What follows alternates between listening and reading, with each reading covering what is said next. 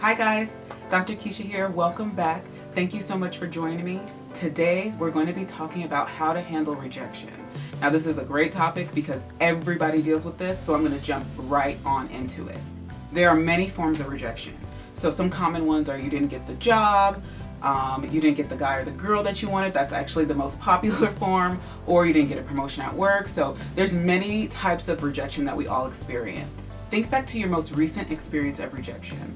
Some of the things that you could have experienced internally are beating, racing heart, shaky hands, sweaty palms, a loss of words, not knowing what to say. You may have felt like you wanted to faint or you got dizzy, like you wanted to get out of there, run away.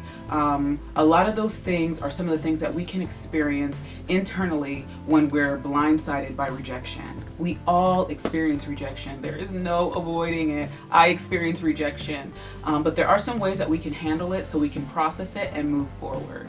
So let me tell you a little bit about me, Dr. Kischa.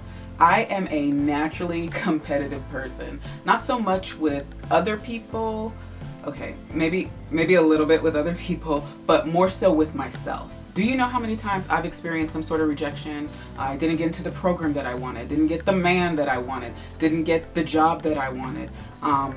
We could be here all day talking about that. My mouth is actually getting dry just thinking about it. But if you're having a really hard time dealing with rejection, there are a couple of things that are actually happening. First, rejection kind of knocks on that primal fear of abandonment or separation. That feeling that you're gonna shrivel up and die if you're not valued or respected. Not only that, let's take a walk inside the mind of Dr. Kischa and obsessive thought loops. So for something that should just be like an annoying mosquito bite, it's almost getting hit by like a semi-truck. You just can't seem to let go and move forward. You're obsessing over every single little detail ad nauseum. This is a symptom of actually wanting to be in control.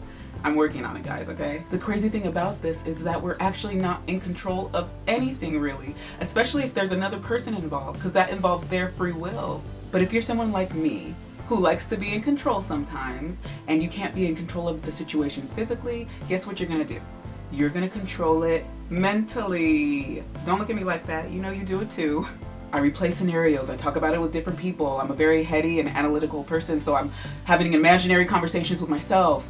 I'm trying to figure out what happened, where the answer is, trying to get some sort of peace with the situation. If I said this at the interview, maybe I would have gotten the job. If I wore the red dress instead of the blue dress, if I asked more questions, if I showed up on time, if I didn't pop my gum during the date, if I didn't actually eat all the food but maybe just drank the water and the salad, if I didn't analyze him as much, maybe I intimidate him, maybe he has a social phobia, maybe I didn't ask the right questions during the date, maybe I did ask the right questions, maybe I didn't understand what he said, maybe this person got the job because they're a man, maybe the interviewer liked her more than me. I just want to know the answer.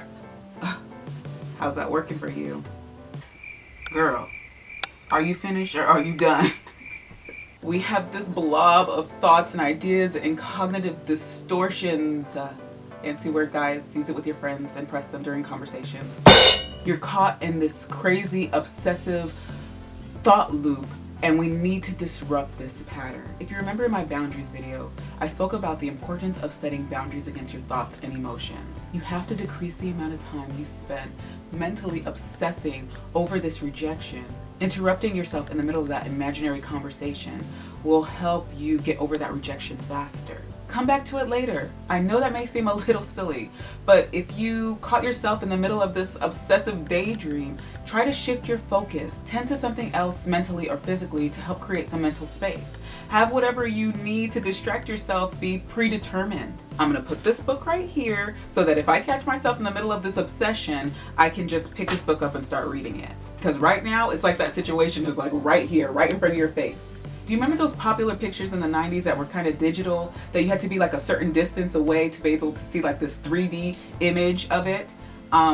Do you remember what it was like if you stood close to it? It was like a big old blob. You had to be a certain distance away from it to be able to clearly see the image. That's what's happening when you're engaged in a obsessive thought loop.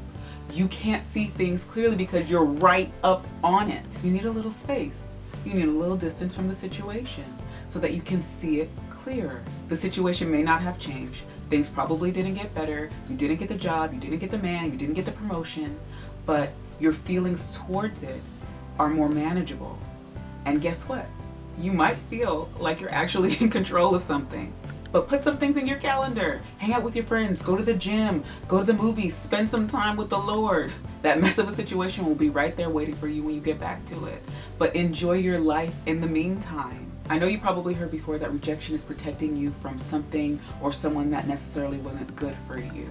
That can be very cliche, but in reality, it's true. You are exactly where you're supposed to be in this very moment in time. You know, I get caught up in this too, guys. I want to rush ahead of things, or if I really, really want it bad, I will obsess over it. But I have to catch myself. I usually know if something happens, I need about a good week to kind of obsess over it, and then I'm done. I'm done obsessing over it. I'm tired of that. So try to implement these boundaries mentally so that you can stop yourself, because right now that obsession with that rejection is taking up about 90% of your mental real estate. So make an effort to disrupt that obsessive thought loop so that you can free up some mental space and be stress-free. That was a really quick video, guys. Thank you so much for joining me. I just wanted to suggest some things that I do personally and suggest to my clients when we're caught up in the crazy vortex of obsession and dealing with rejection. Leave a comment below on some ways that you handle rejection, and like and share this video with someone that you feel like it would be helpful to. Thank you so much, guys. Until next time, bye.